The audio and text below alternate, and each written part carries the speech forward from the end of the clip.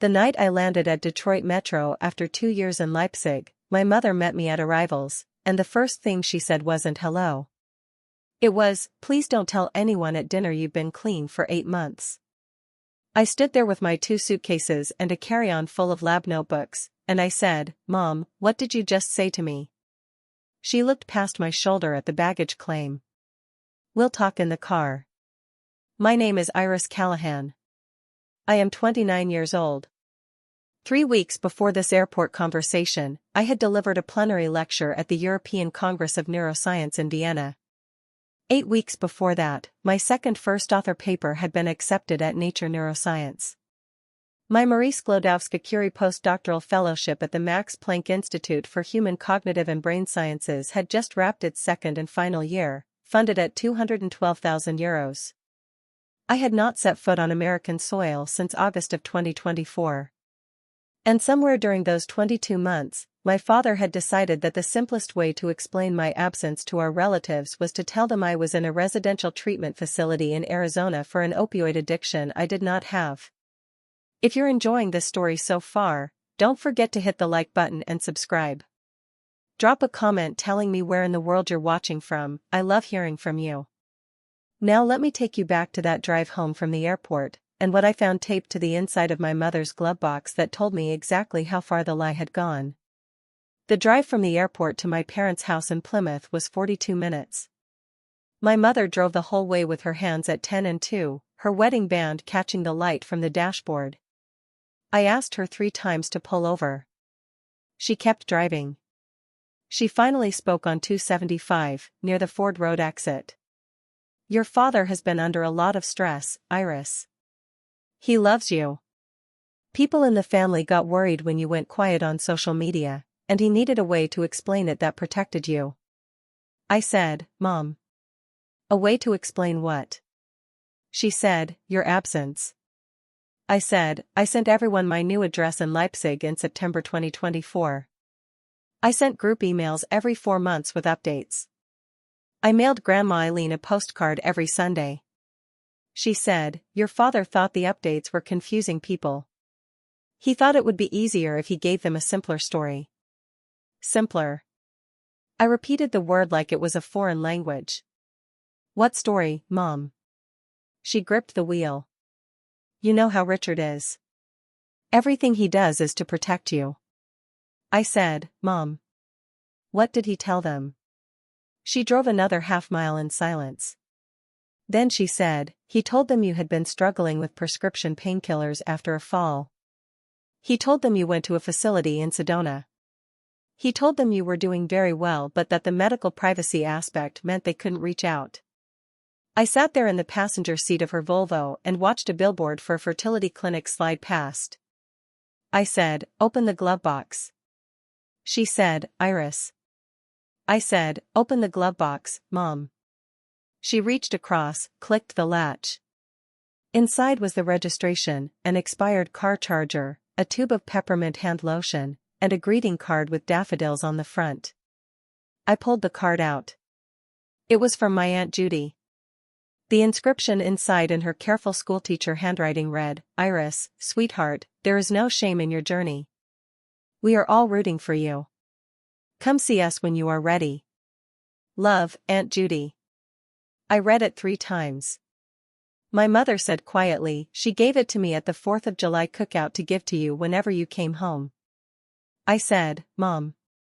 The 4th of July cookout you went to without me was 11 months ago. She said, I know. I said, you have been holding this card for 11 months. She said, I didn't know how to throw it away. I asked her one more question that night. How many people know? She said, everyone. I said, define everyone.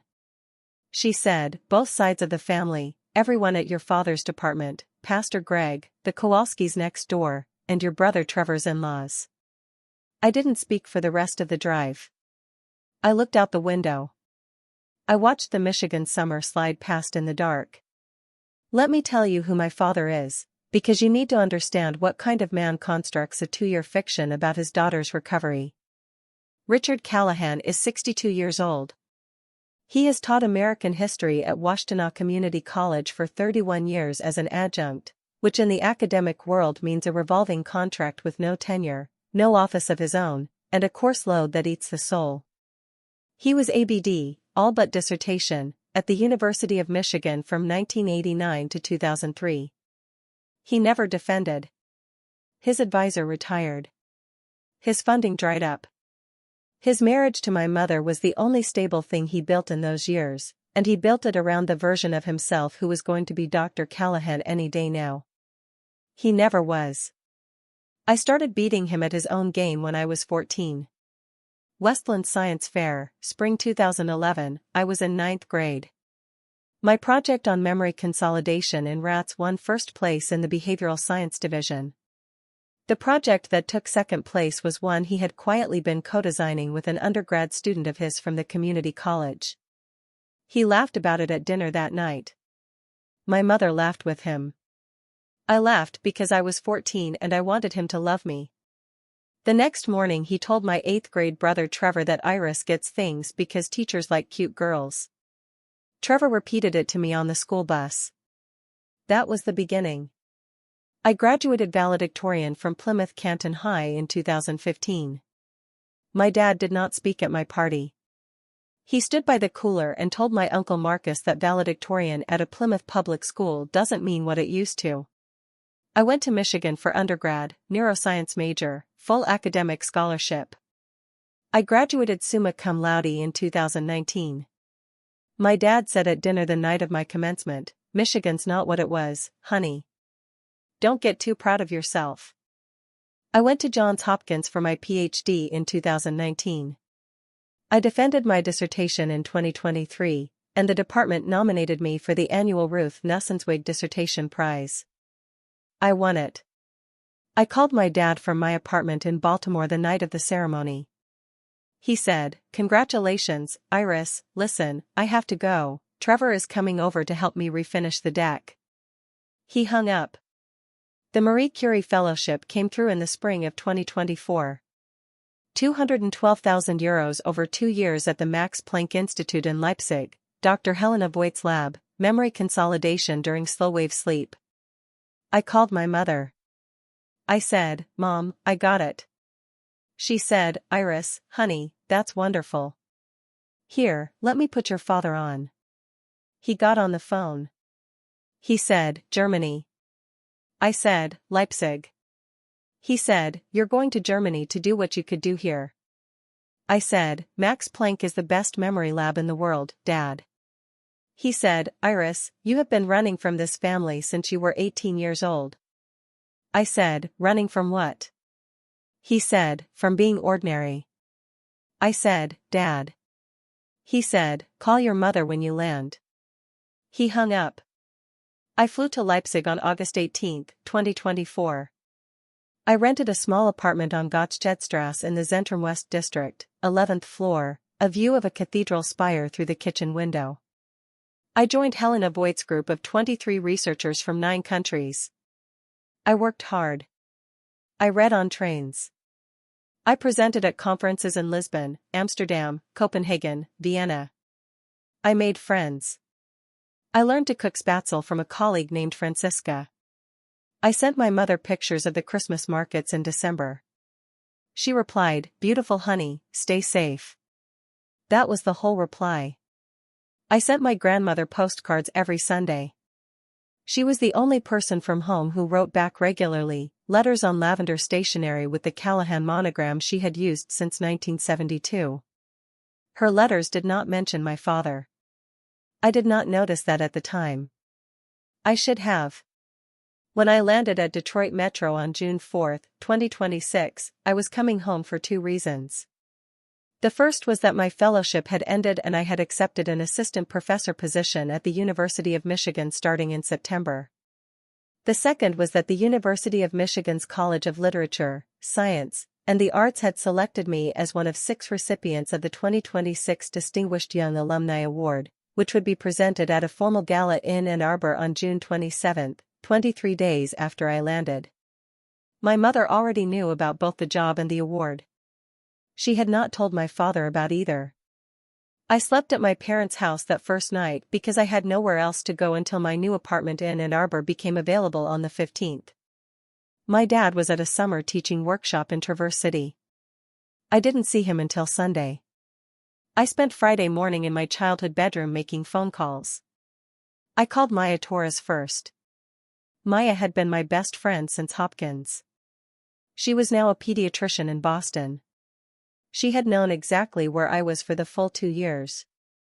When she picked up and I told her what my mother said at the airport, she was silent for 8 full seconds.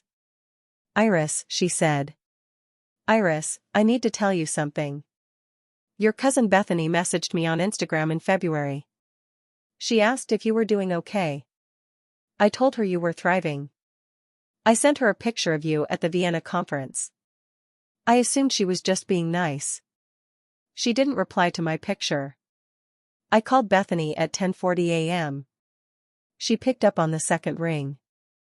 "Iris, oh my God, you're home." I said, "Beth, I need to ask you something." She said, "Anything."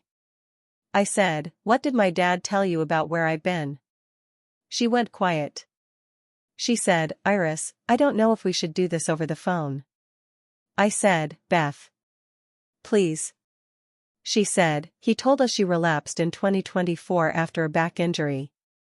He said you had been struggling with opioids since your dissertation year. He said the family had gotten you into a long-term facility in Arizona, that you were doing the work, that they couldn't contact you directly because of medical privacy rules. He said when you were ready, you would come back to us." I sat on the edge of my childhood bed. I said, "Beth. I have been at the Max Planck Institute in Leipzig on a Marie Curie fellowship for 22 months. I have published 2 first-author papers in Nature Neuroscience. I have delivered 14 invited lectures across Europe. I am starting as an assistant professor at Michigan in September. I have never taken an opioid in my life." Beth was crying. She said, "Oh my God, Iris. Oh my God." She said, "He showed us pictures." "Pictures?" I said, "Of what?" She said, "Of you looking thin and tired, and what he said was an intake photo from the facility." I said, "Beth, send me the picture."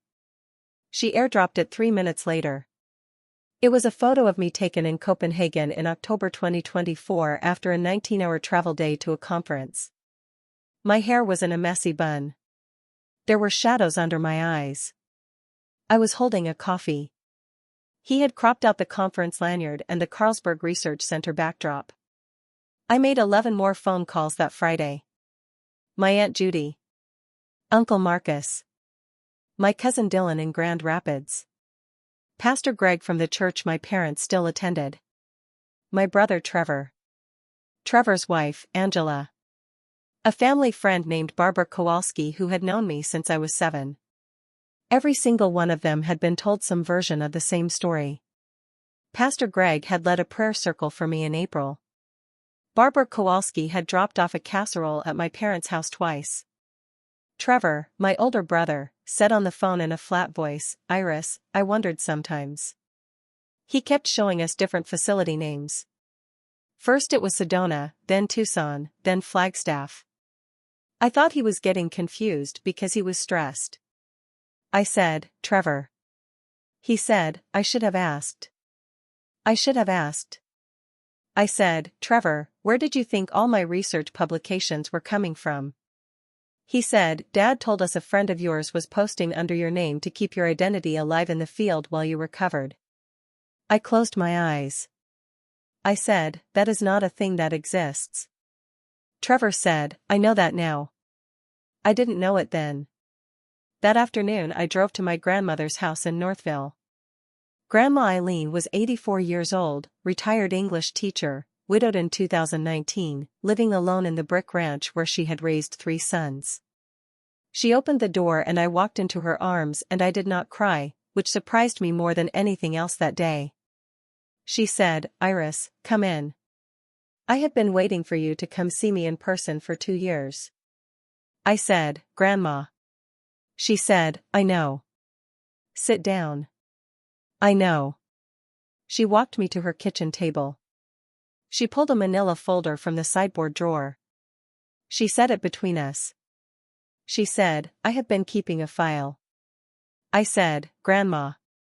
She said, I was going to give this to you whenever you came home, whether this ever blew up or not.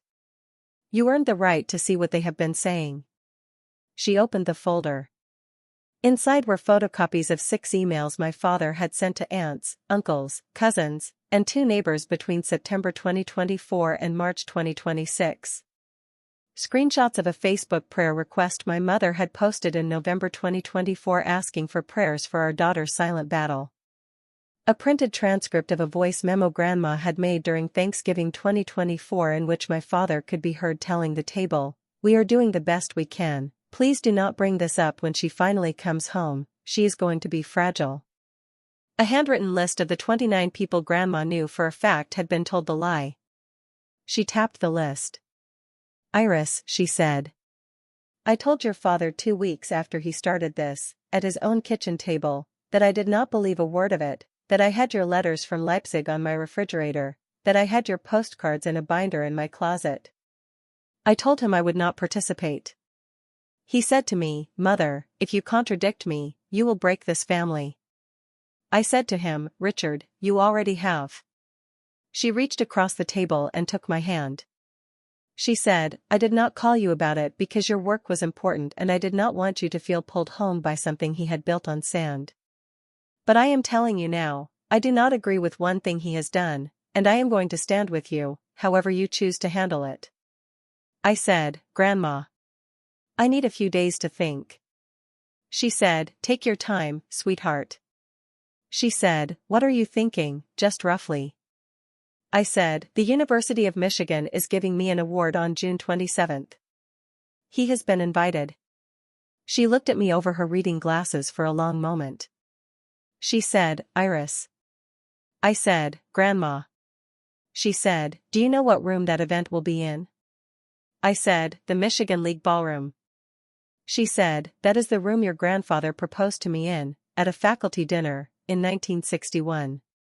She took a slow breath. She said, if you are going to do this, sweetheart, you do it there. I drove home from her house at 6 in the evening. I stopped at a Meijer on Haggerty Road. I bought a yellow legal pad and 2 black pens. I sat in the parking lot and wrote down every document I had, every witness I had, every fact I could prove. I wrote the numbers. 212,000 euros, fellowship funding. 2 first author papers in Nature Neuroscience. 14 invited lectures. 1 plenary at the European Congress of Neuroscience. 1 job offer from Michigan at $98,000 starting salary. 0 opioids. I wrote the name of my fellowship director, Dr. Helena Voigt. I wrote the name of my undergraduate mentor, Dr. Linda Parnell, who would be at the ceremony. I wrote Grandma's 29 names. I drew a line under the list. I wrote 1 sentence at the bottom in block letters. He is not going to outrun this room. I drove home. My father was back from Traverse City, sitting at the kitchen table with a beer in his hand, telling my mother about a workshop on teaching the Vietnam War. He looked up when I walked in.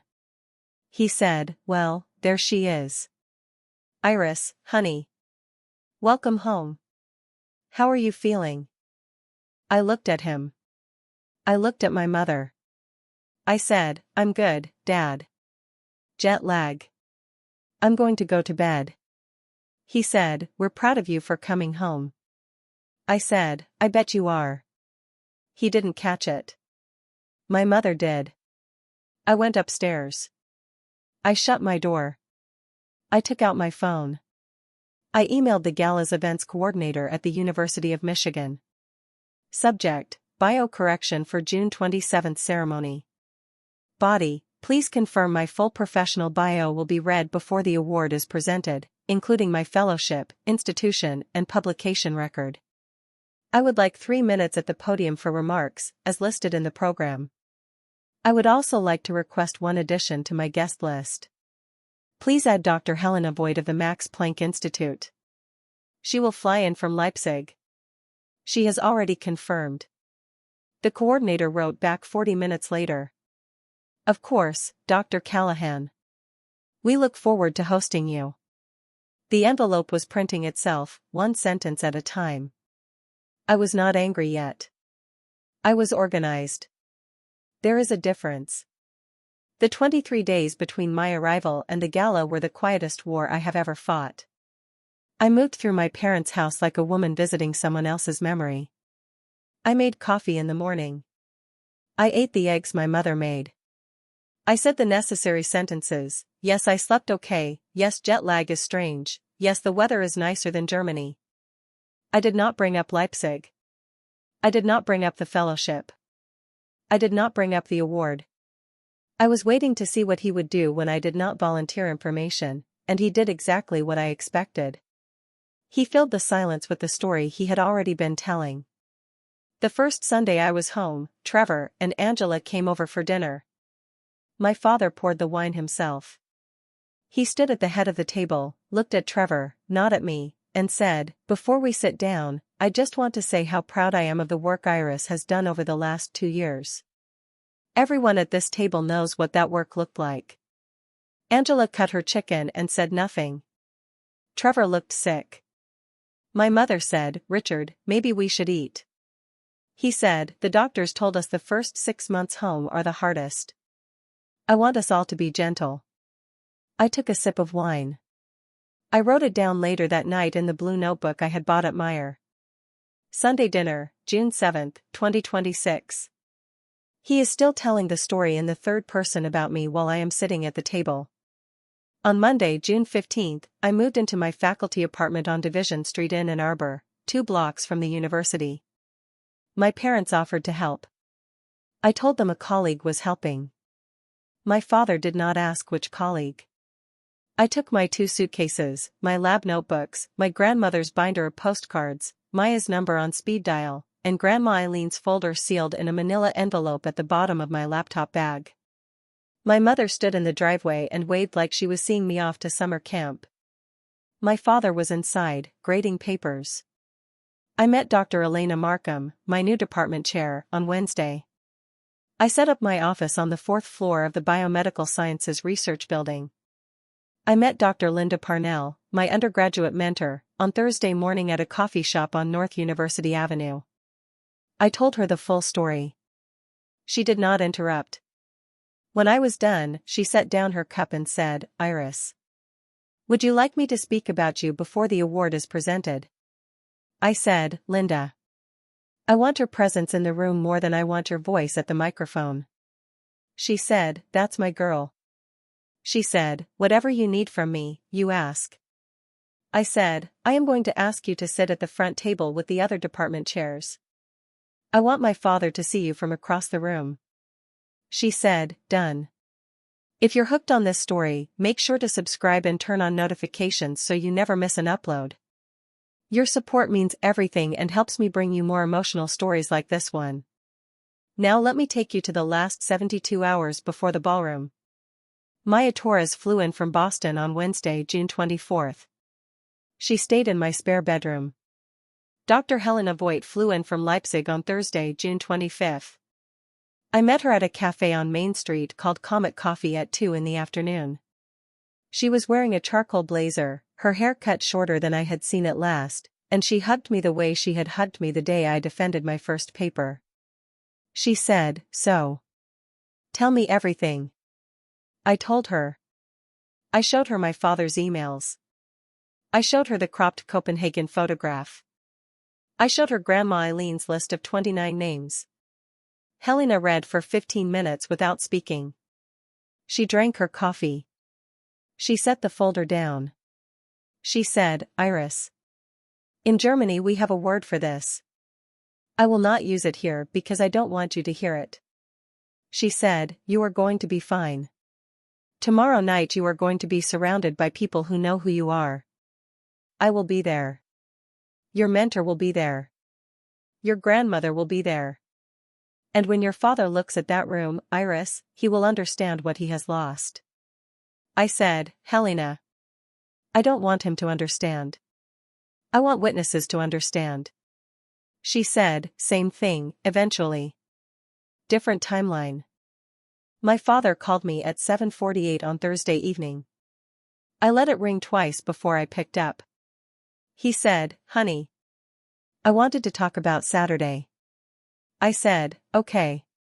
He said, "As your father, I would like to say a few words. Nothing long. Just a welcome. Just a father's pride." I said, "The program is already set, Dad." He said, "I spoke to someone in the department. They said they could make room." I said, "Dad, who did you speak to?" He said, "The office." I don't remember the name. I said, "The program is locked."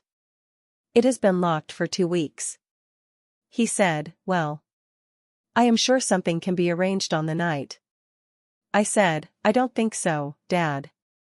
He said, "Iris." I said, "Dad, I have to go. I have a meeting." I hung up. My hands were shaking for the first time in 3 weeks, and I let them. Maya came out of the kitchen with 2 glasses of water. She said, "That bad?" I said, "He wanted to speak." She said, "Honey." I said, "I know. It's going to land." I woke up on Saturday, June 27, 2026, at 6:45 in the morning. I did not have nerves the way I had expected. I had something quieter and harder, something closer to a deadline than to fear. Maya made scrambled eggs. I drank coffee. I read the New York Times for 20 minutes the way I did every morning in Leipzig. At 11 I went to the salon on State Street for a blowout. At 1 I laid out my dress on the bed. Navy silk, knee-length, 3/4 sleeves, from a shop on Herrengasse in Vienna I had visited the week of my plenary. My grandmother's pearl earrings in a small velvet box. Her pearl necklace folded in a silk scarf. A note inside the scarf in her teacher's handwriting. For Iris, 1961 to 2026, across 4 generations and 1 ballroom. Love, Grandma. I sat on the edge of the bed holding the note for a long time. I did not cry. I was saving that for later. The gala began at 6. I arrived at the Michigan League at 5:45 with Maya and Helena. The ballroom had been staged with 40 round tables, white linens, hydrangea centerpieces, a podium on the raised dais, 3 steps up, a floor-to-ceiling photograph of each of the 6 honorees projected behind the stage. Mine was the Vienna plenary photograph. My family's table was table 19, to the right of the dais, 9 seats of 10 filled, my father in his gray suit, my mother in her plum dress, Trevor and Angela, Grandma Eileen in lavender, Aunt Judy, Uncle Marcus, Pastor Greg in his clerical collar, Barbara Kowalski. My seat at the honorees' head table was on the left side of the dais. I could see them. They could see me. I had planned it that way. My father spotted Pastor Greg and Barbara Kowalski with a glass of white wine in his hand during cocktail hour and began the story I had now heard reported back to me by 9 separate people. I watched from across the room. I did not approach. At 6:15, Helena Voigt set her wine down on the honorees' table, touched my elbow, and said, "I am going to go introduce myself now." I said, "Okay." She said, "I won't stay long." I said, "Helena, take all the time you need." She crossed the room in her charcoal blazer. She stopped at table 19. She extended her hand to my father. She said, "Dr. Callahan. I am Dr. Helena Voigt. I have been Iris's PI for the past 2 years." My father shook her hand. He did not know what PI meant. I could see it in the way his smile stuck. Pastor Greg said, "PI, I'm sorry." Helena said, "Principal investigator." I directed the neuroscience laboratory Iris was part of. Pastor Greg, still holding his napkin, said, "In Arizona." Helena said, "In Leipzig, Germany." The table went still. Aunt Judy said, "Wait. Wait. What?" Helena, who is a kind woman and a serious woman and who has run a lab of 23 people through 4 funding cycles, said gently but without any room at all, Iris has been on a Marie Sklodowska-Curie postdoctoral fellowship at the Max Planck Institute for Human Cognitive and Brain Sciences for 22 months. She left last week. She was one of our strongest fellows. We were sorry to see her go. My father said, yes, after her. After the facility she did some academic work as part of her recovery plan. Helena let him finish the sentence. Then she tilted her head very slightly. She said, I am sorry. Which facility? He said, in Arizona. Helena said, Dr. Callahan, with respect. Iris arrived in Leipzig on August 18, 2024. She never left Germany until June 4 of this year. I signed her fellowship reports every 6 months. Aunt Judy put her hand over her mouth. Uncle Marcus set his wineglass down very carefully. And my grandmother, 84 years old, sitting at the head of the table in her lavender dress, picked up her own wineglass and said clearly, to the whole table but mostly to Pastor Greg, everything Helena is saying is true. Everything my son has been telling us is not. I watched Pastor Greg's face. I watched my father's face go the color of the tablecloth. I watched my mother's hand find my grandmother's wrist under the table, as if to stop her, and my grandmother gently remove it. At 6:25, the MC asked everyone to take their seats for dinner. Helena returned to the honorees table. She sat next to me. She said nothing. She didn't have to. My father ate almost nothing. My mother pushed a roll around her plate. Trevor leaned over to my grandmother and whispered something. Grandma shook her head once. Dinner took 45 minutes. I watched the room. The provost, Dr. Anthony Hale, took the stage at 7:45. He welcomed the guests. He explained the award. He introduced the first recipient, a civil rights attorney, class of 1998. Then a cardiologist, class of 2002. Then a pianist, class of 2007. Then a climate policy director, class of 2011. Then a documentary filmmaker, class of 2013. Each was introduced with a full professional bio. Each walked to the podium, received a crystal award, spoke for 2 to 3 minutes, returned to their seat. Then the provost said my name. He said, our 6th recipient graduated summa cum laude from this university in 2019. She completed her doctorate at Johns Hopkins in 2023, where she received the Ruth Nussenswig Dissertation Prize. From August 2024 through May 2026, she held a Marie Sklodowska-Curie postdoctoral fellowship at the Max Planck Institute for Human Cognitive and Brain Sciences in Leipzig, Germany, funded at €212,000. She has published 2 first-author papers in Nature Neuroscience. She has delivered 14 invited lectures across Europe, including the plenary at last year's European Congress of Neuroscience in Vienna. This September she joins the Department of Neuroscience at the University of Michigan as assistant professor. Please welcome Dr. Iris Callahan. I stood. I walked to the dais. I took the 3 steps slowly. I accepted the crystal from the provost. I set it on the podium. I unfolded my speech. I looked out at the ballroom. 400 people. My department chair in the front row. Dr. Parnell 3 tables over. Maya at the honorees table. Helena beside her. My grandmother at table 19. My father, staring at his hands. I spoke. I began the way I had planned. I thanked the committee. I thanked Dr. Parnell, who had been my undergraduate mentor and who was, I said, the reason I had ever believed I could do this work. I thanked Dr. Helena Voigt, who had flown in from Leipzig and who had taken a chance on me at Max Planck.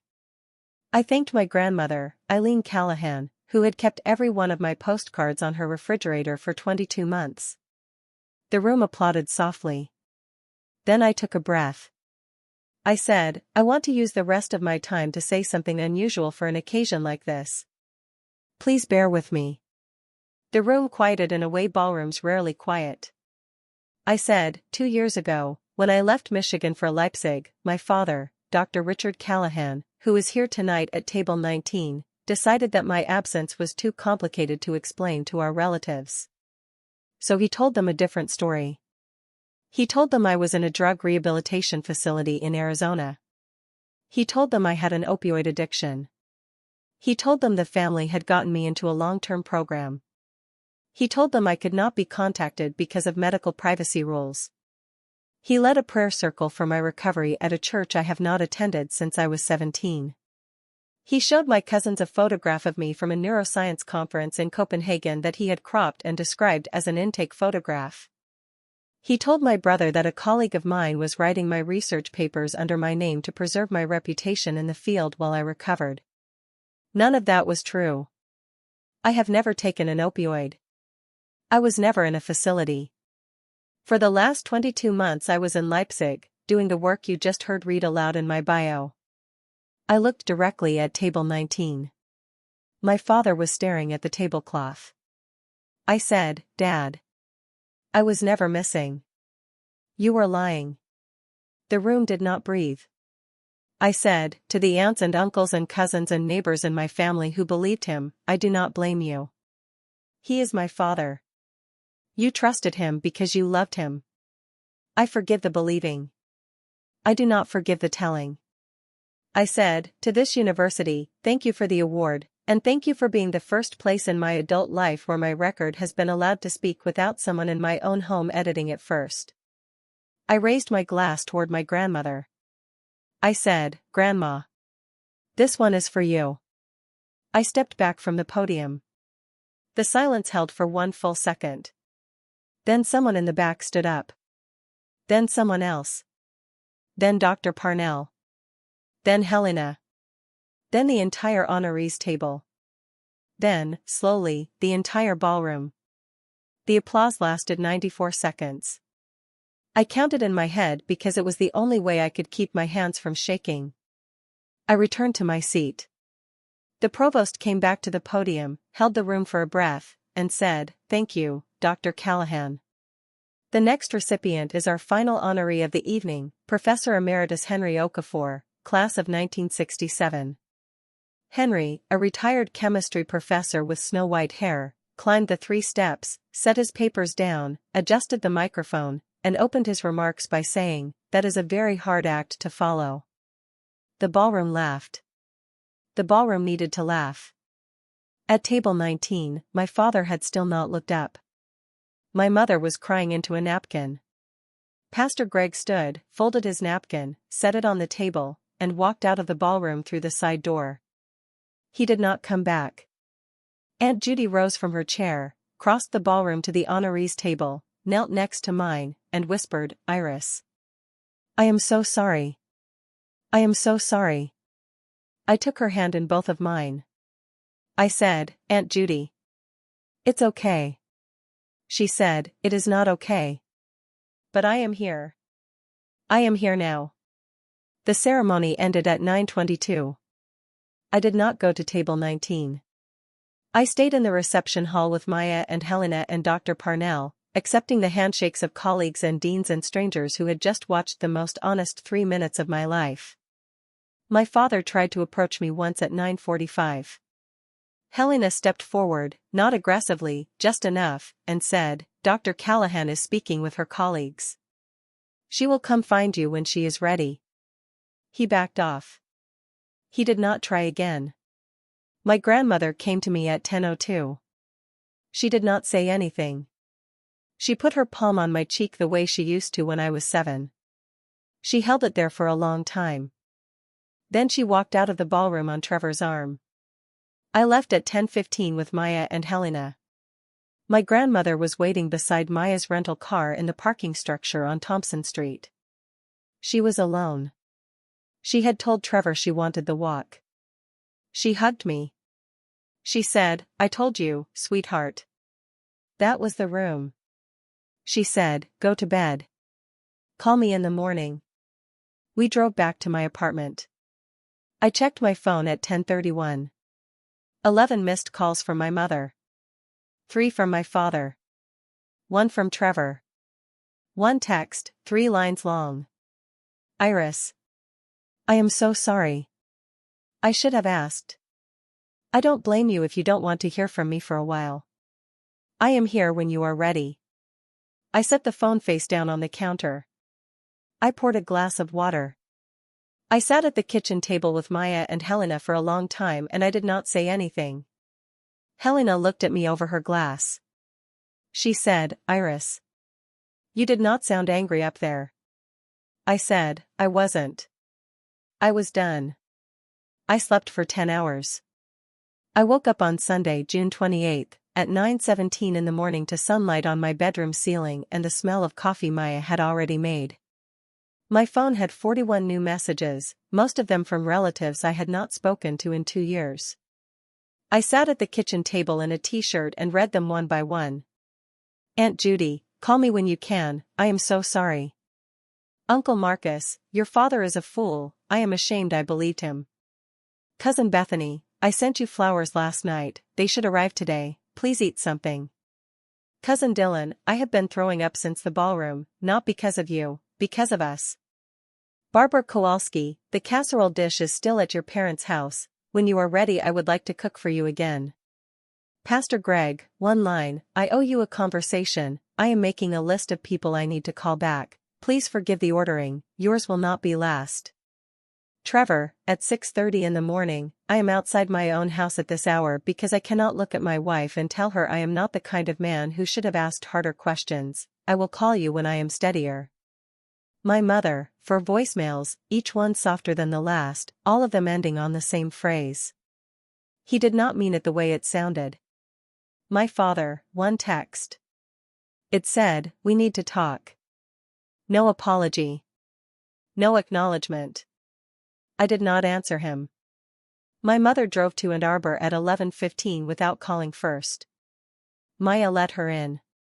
She sat at my kitchen table in the same plum dress from the night before, her mascara still smudged at the corners of her eyes, her hands folded like she was waiting for a verdict.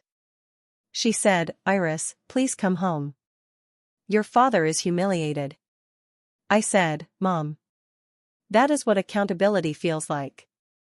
She said, we are going to lose him. I said, he lost himself in August of 2024.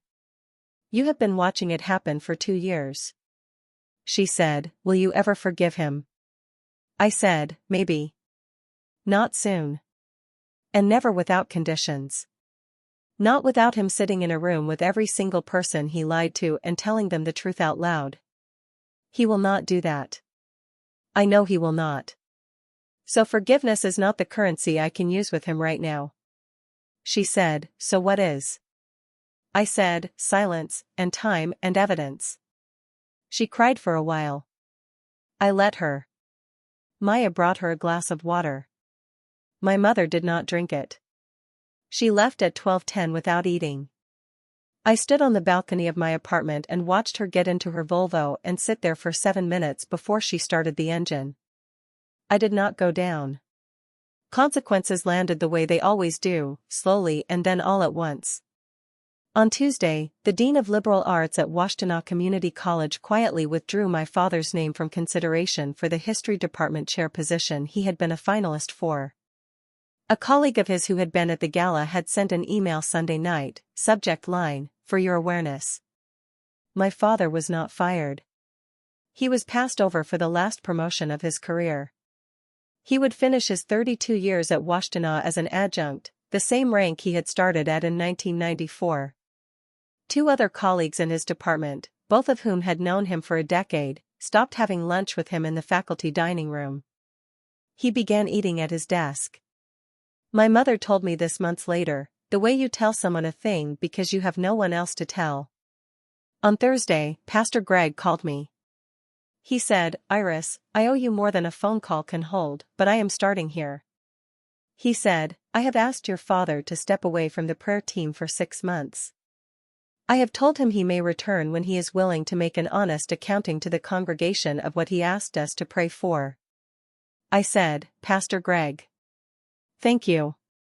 He said, no. Thank you for letting me correct what I could.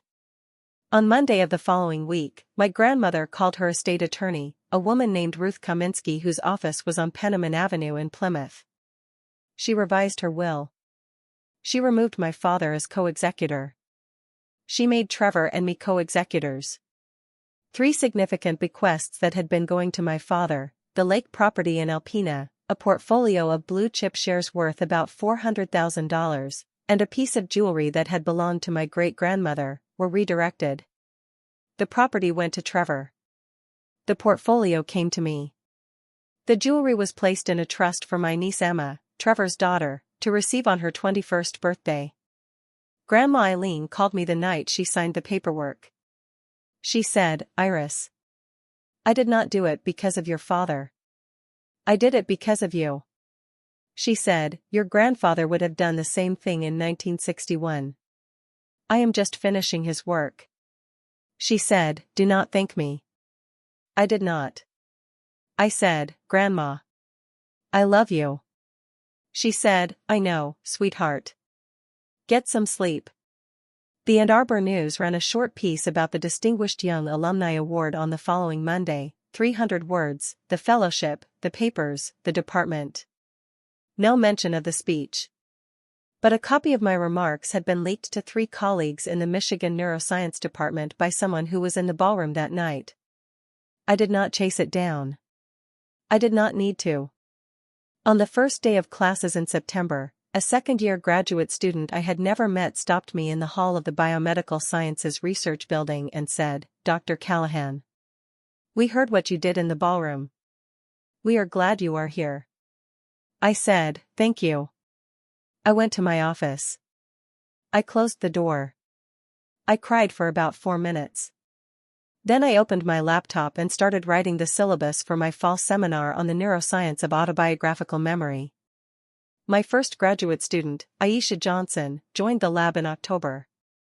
She was 23, from Detroit, first in her family to attend graduate school. Her undergraduate mentor had emailed me in August and said, "Watch this one." I did. She was better than her mentor had said. In January of 2027, we submitted my third first author paper, her name as second author, to Nature Neuroscience. It was accepted in April. She called her mother from the lab. Her mother cried on speaker for about 3 minutes. I stood in the doorway and did not interrupt. When Aisha hung up, she said, "Dr. Callahan, your family must be so proud of you." I said, "Aisha, some of them are." She nodded. She did not ask. I loved her for not asking. Aunt Judy drove down to Ann Arbor for lunch once a month that whole fall. She never apologized more than once, which I respected. She brought her own tomatoes from her garden in August and her own pumpkin bread in October, and she asked me about my research the way a person asks when they actually want to know the answer. In November she said to me across a diner booth on Washtenaw Avenue, "Iris, I spent 22 months praying for the wrong thing. I am going to spend the next 22 showing up for the right one." I said, "Aunt Judy, you already are." The relationship with my brother rebuilt in a way I did not expect. Trevor started driving down to Ann Arbor every 3 weeks for coffee. He brought the kids sometimes, Emma and Luke. Emma, who was 6, asked me once in October, "Auntie Iris, what is a fellowship?" I said, "It is when someone pays you to learn things." She said, "That sounds like the best job in the world." I said, "It is." Trevor sat across from me at the coffee shop on Main Street, Emma on his lap, and said, "I am going to ask you something and I want you to know I already know the answer. Are you okay?" I said, "I am." He said, "Good. Then I will stop asking, and I will just show up." He did. He has. My mother stayed with my father. I did not judge it. I also did not pretend it did not hurt. She sent me a card on my birthday in November. No apology. No explanation. Just, "I love you, Iris." I taped it to the inside of my kitchen cupboard, next to a photo of Grandma Eileen and me at her 85th. I did not reply. I did not throw it away either. Some things you are not ready to answer and not ready to bury. You put them in a cupboard. You close the door. You go to work. In late November, Grandma Eileen had a minor stroke. She recovered in 3 days. At the hospital, I saw my father for the first time since the ballroom. He was sitting in a plastic chair next to her bed, his hands folded in his lap, his hair grayer than I remembered, his shoulders smaller than I had ever seen them. He looked up when I walked in. He did not say anything. I did not either. I stood at the foot of her bed. I held her hand. "Grandma," from the pillow, said Richard. "Say something to your daughter." He said, "Iris." "I am sorry." I did not answer. I walked down to the hospital cafeteria on the first floor. I bought 2 coffees. I brought one back up. I set it on the table next to his chair. I said, "For what it is worth, the doctor just told me she is going to be fine." I said, "Dad, I am not ready. But I brought you a coffee." He picked up the cup with both hands like it was something hot and fragile and the first honest thing anyone had handed him in a long time. He said, "Thank you, Iris." I walked out of the room and down the hall and I cried in the stairwell for 10 minutes with my forehead against the cinder block wall. Then I washed my face at a nursing station sink. I went back to work the next morning. June 27, 2027. 1 year to the night after the gala. I was in my lab at 9 in the evening. Aisha was 2-finger typing the methods section of our next paper. I was reading her draft over her shoulder. She said, "Dr. Callahan, how did you know when to go to graduate school?" I said, "Aisha, I knew when I realized I cared more about the questions than the approval." She wrote it down on a post-it and stuck it to the edge of her monitor. I watched her type for another minute. I remembered being 23. I remembered a kitchen in Plymouth where my father had never once looked up from his beer when I walked in. I packed up my bag at 9:47. I walked out of the Biomedical Sciences Research Building onto North University. The Michigan League was 4 blocks east. I walked home west past it without looking up. My grandmother's pearls were in a velvet box on my dresser. I do not wear them every day. I wear them on hard days, and on the days I want to remember who I am walking with. Here is what I have learned. Truth does not need volume. It needs witnesses. Being underestimated is not a wound. It is a runway. The people who keep every postcard are the people you build your life around. I did not get my father back. I am not sure I ever will. That loss has its own shape in my life, a small gray one I carry in a pocket I do not always check. But I got my name back. I got my grandmother back. I got my brother back slowly, the way you get anything worth keeping. I got a lab of my own. I got a mentee I would not trade. I got a 40-minute drive on Sunday mornings to a kitchen in Northville where an 85-year-old woman pours me coffee in the same chipped mug her own mother used and asks about my week in the same order every time: the lab first, the students second, my health third, my mother last. I answer in that same order. It is the only ritual in my life I did not have to build from scratch. I was never missing. I was just in a different room than the one my father wanted me in. He built a door to explain my absence.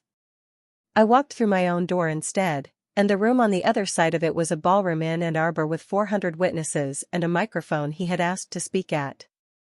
I laugh about that sometimes, quietly, to myself, on the drive home from Grandma's house on a summer evening. A father who needs to speak at his daughter's podium and a daughter who finally brought her own. If that sounds like vindication, it is. If it sounds like grief, it is that too. Both are true. Both can be true at the same time. That was the last thing my grandmother taught me in her kitchen in Northville over a cup of coffee on a Sunday morning in the fall after all of this. She said, "Iris, a woman can carry 2 things in her hands at once, a loss and a life. You do not have to choose. You just have to keep walking." I am still walking. I am still clean. I was never anything else. And the next time a man at the head of a table decides he knows my story better than I do, he will learn what I learned that summer, that the quiet daughter he thought he raised was never quiet at all. She was listening. She was writing it down. She was waiting for a room. Thank you so much for watching until the end. If you loved this story, check out the other videos on your screen now. I think you will really enjoy them.